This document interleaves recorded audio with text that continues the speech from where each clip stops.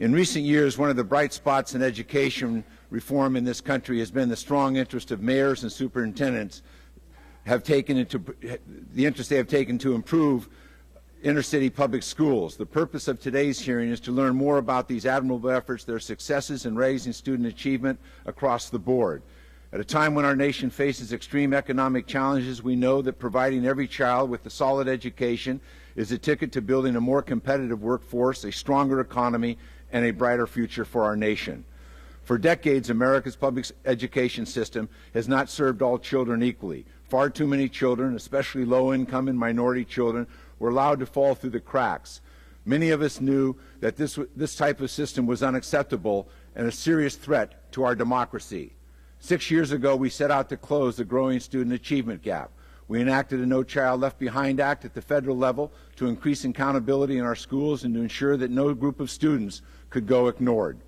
And although the law itself is in need of significant changes, it has provided us with the critical information on how our students are learning.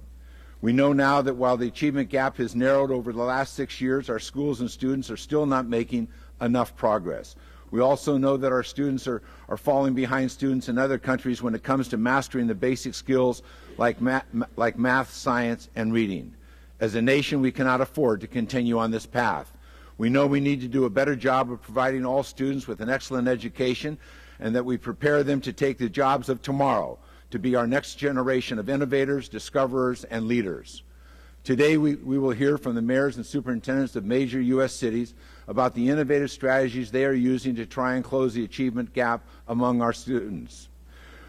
What is especially striking about the 4 cities represented here today, New York City, Washington, Chicago, and Atlanta, is that they all have had remarkable success with the very student populations that No Child Left Behind is designed to help.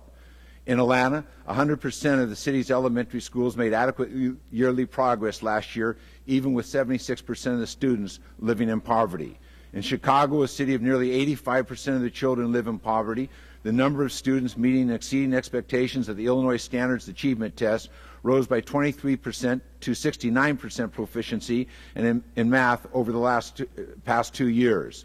Similarly, student achievement in reading comprehension rose by 13% to 61% proficiency over the same period. In New York City, 74% of the students were proficient in math this year, up from 57% last year, and 58% of the students were proficient in reading, up from 51% last year. And here in D.C., elementary students increased their proficiency in math by 11% last year and increasing their proficiency in reading by 8%.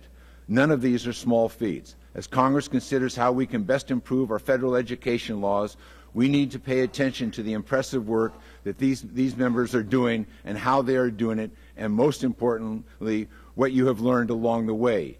Keeping in mind that No Child Left Behind is a fundamental civil rights law, we need to know what tools you have found to be effective, what we can do to help empower, expand, and build upon your successes. I think that we can all agree that nothing is more important to making sure that every child in this country, regardless of race or income, receives a world-class public education.